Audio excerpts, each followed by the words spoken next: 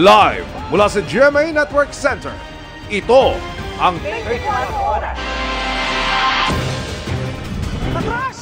Atras! Atras! Atras! Napakaripas ng takbo ang ilang kalalakihang ito kasunod ng malakas na pagsabog sa Barangay Fortune sa Marikina. Ang nasusunog, isang pagawaan ng baril at bala. Ang kabuang balita kaugnay niyan, ihahatid po namin maya-maya lang. Magandang gabi po Luzon, Visayas at Mindanao.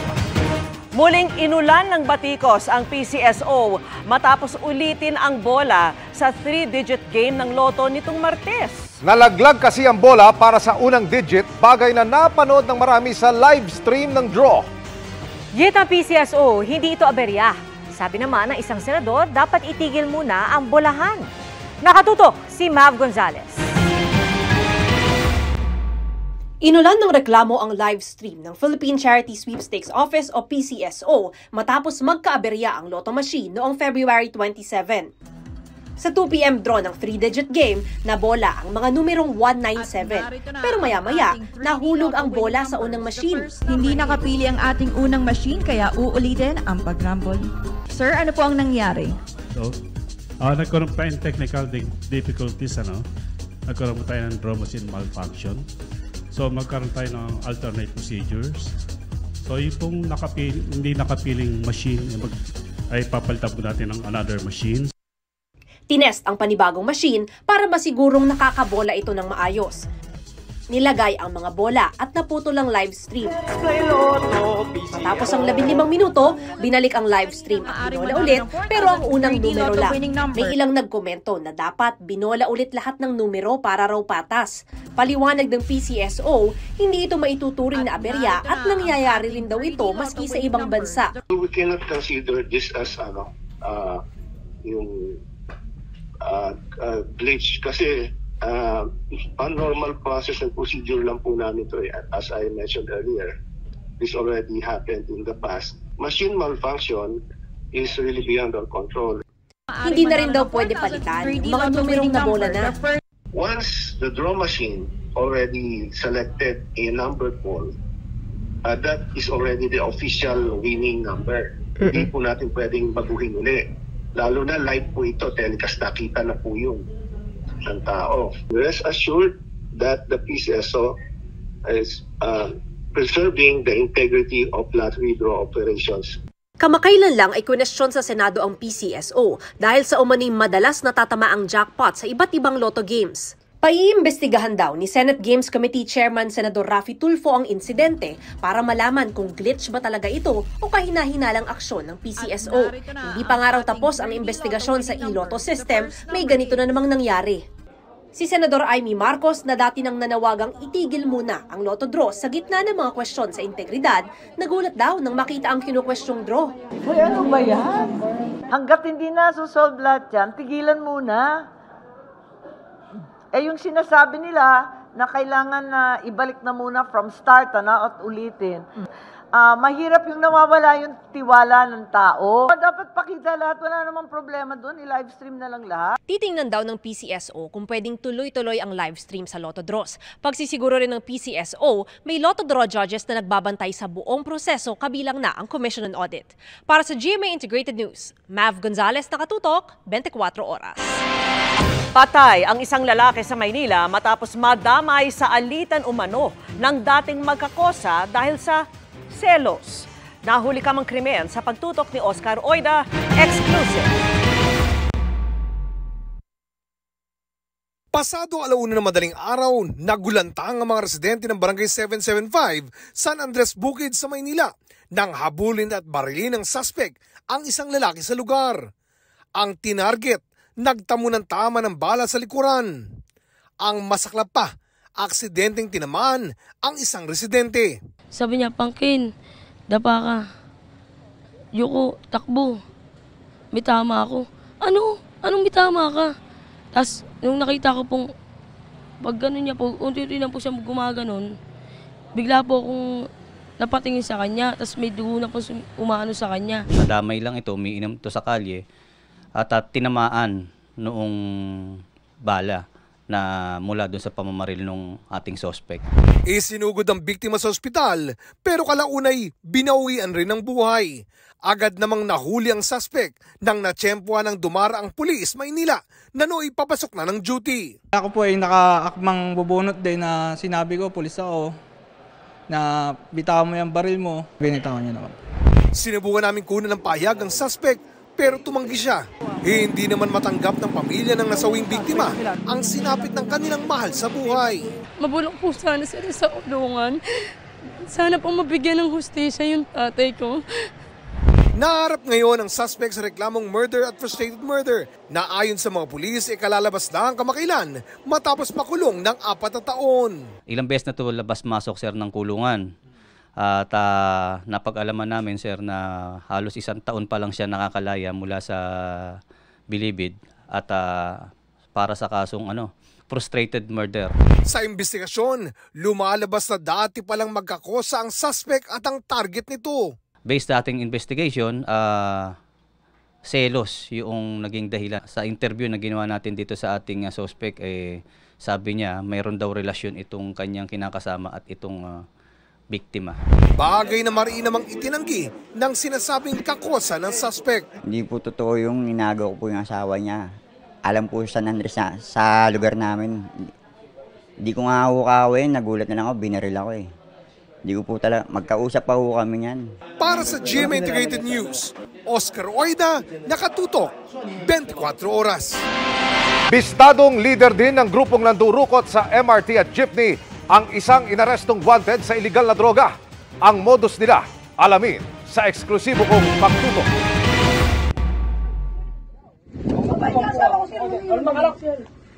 Pumalag agad ang babaeng ito nang silbihan ng warrant of arrest ng pulisya ang kanyang mister.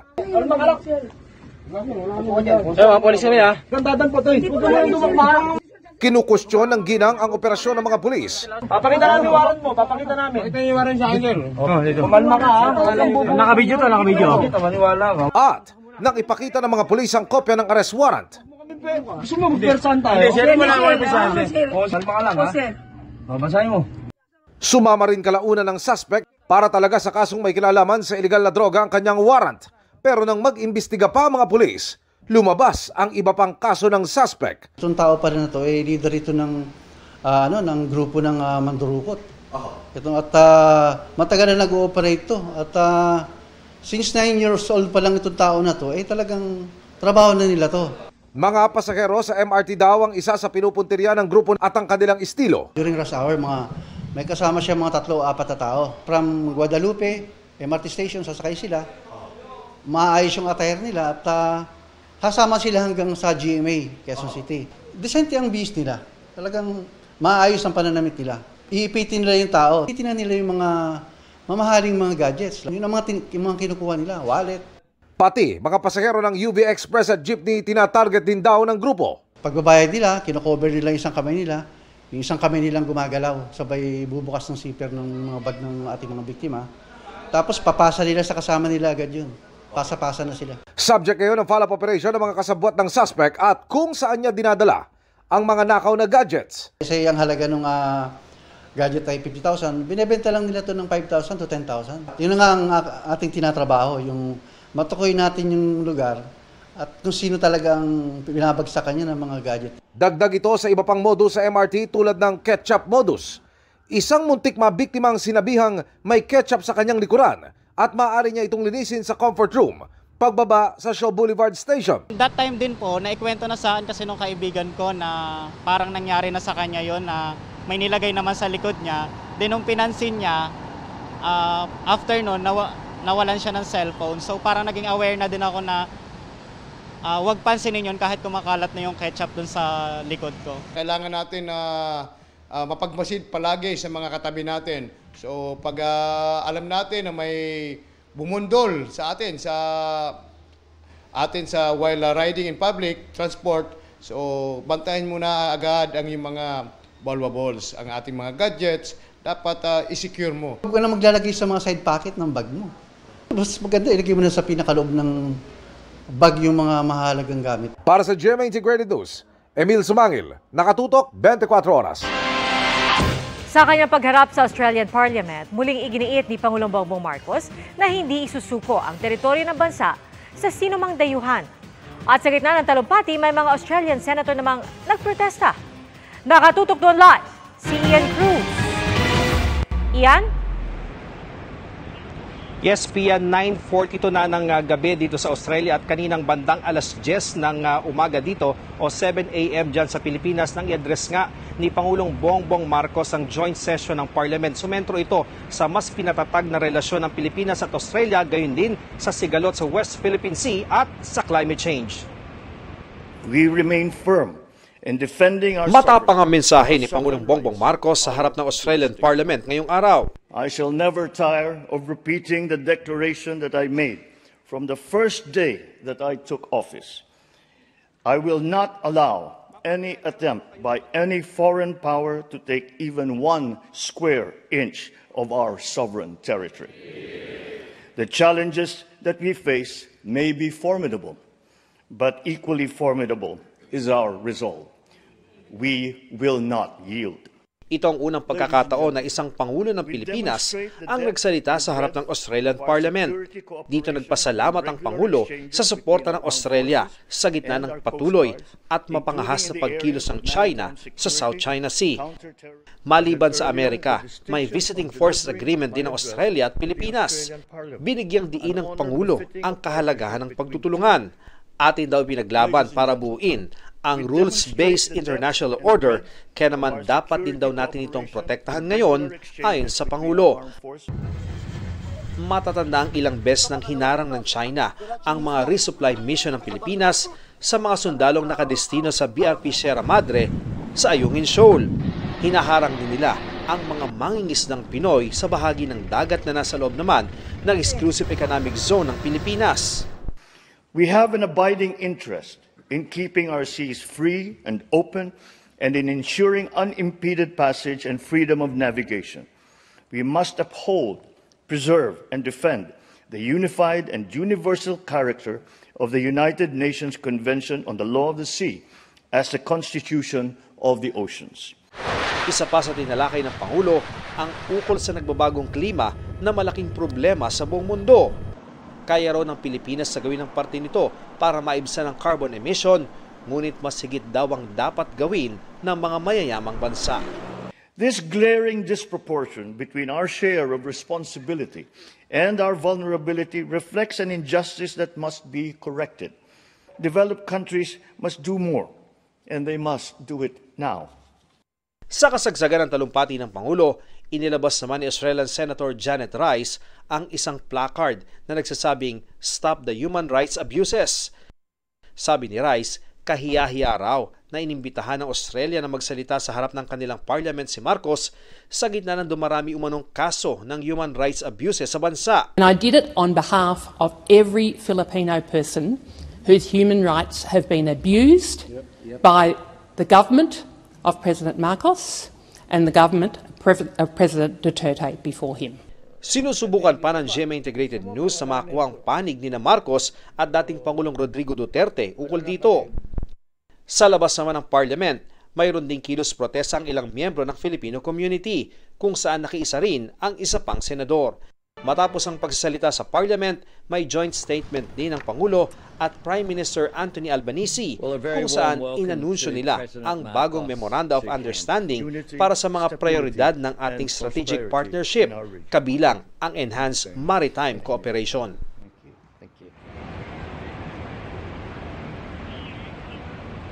Pia, nag-alay din ng bulaklak ang Pangulo sa Australian War Memorial para gunitain nga ang kabayanihan ng mga sundalong nagbuwis ng buhay noong ikalawang digmaang pandaigdig. Nakapulong din ng Pangulo ang mga parliamentary leaders at iba pang opisyal. Ngayong gabi, Pia, nakatakdang umuwi ng Pilipinas ang Pangulo pero magbabalik siya pagkalipas ng ilang araw dito sa Australia para naman dumalo sa ASEAN-Australia Summit. At mula nga rito sa Melbourne, Australia, para sa GMA Integrated News, Ian Cruz, nakatutok. 24 oras. Maraming salamat, Ian Cruz. Samantala, sabi naman ng China, hindi raw dapat makasama sa ibang bansa ang Maritime Security Cooperation. Sagot po yan ng Chinese Foreign Ministry nang tanungin tungkol sa Joint Sea and Air Patrols ng Australia at Pilipinas sa West Philippine Sea. Sinabi rin ng Chinese Foreign Ministry na hindi yan dapat makaapekto sa kapayapaan sa rehiyon. Kasunod ng pagbabawal sa mga pampublikong kalsada, gumulong naman ngayon ang panukala ng LTO na iparehistro ang mga e-trike at e-bike at ibiyahe lang ng mga may driver's license. Yan ay kung dadaan sila sa mga national highway. At nakatutok si Joseph Moro. Nakikipagsabayan na bilang pampublikong transportasyon ng mga e-trike sa Commonwealth Avenue sa Quezon City. Nakakamura. Ito kasi papasok siya doon sa ruta. Pag malayo, pwede mo siya ipapasok sa loob. Madali rin sa may-ari dahil hindi kailangang irehistro at hindi kailangan ng lisensya para imaneho sa ngayon. Ang gusto kasi ng Land Transportation Office iparehistro na rin sila at ibiyahe lamang ng mga may driver's license. Public roads na funded and maintained by the government, whether local or national. Inilatag nila ang panukala sa mga konsultasyon sa stakeholders at alinsunod sa utos ng Transportation Secretary ay nagbabalangkas ng LTO ng mga panuntunan para sa mga light electric vehicles. Sabi ng isang kongresista, may Electric Vehicle Act na may sakop sa mga ito pero hindi na ito kailangang amyendahan. Talagang mandato ng LTO itong pagre-rehistro ng mga sasakyan at kabilang naman talaga sa motor vehicles itong e-bikes and e-trikes. Pero mungkahi niya, mas mura sana ito kumpara sa mga rehistro ng mga ordinaryong motor. Pabor ang grupo ng mga may-ari at manufacturer ng electric vehicles. We're in support of the LTO's move na once na lumabas na yan sa road, dapat rehistrado at mayroong lisensya. Pag nakasagi yan, wala kang hahabulin. Pero hindi ang mga commuter group. Mukhang restriction ang amin nakikita dito, hindi lamang regulation. Mas dapat pag-usapan kung pinag-uusapan ng road safety, mas maganda nating tingnan tama ba ang infrastructure. Ayon sa Land Transportation Office, kung meron kayong e-bike o e-trike at hindi nyo naman gagamitin yan sa mga pampublikong kalsada, hindi nyo yan kailangang iparehistro at hindi rin kailangan ng driver's license. Halimbawa sa loob ng mga subdivision, pero subject to the regulation of the local government. Kung sabihin ng local government, bawal sa mga kalding to, bawal talaga huli. Kahit na may rehistro yan, bawal pa rin sa kalding yan. Ang napag-usapan, kailangan pang aprubahan ng Transportation Secretary bago ang pagpapatupad nito. Gusto nga natin sa lalong madaling panahon kasi ang MMDA naglabas na rin ng panukala na bawal sa mga major thoroughfares. Pero wala pa man yan, bawal na mga tricycle, e-trike at e-bike sa mga national road.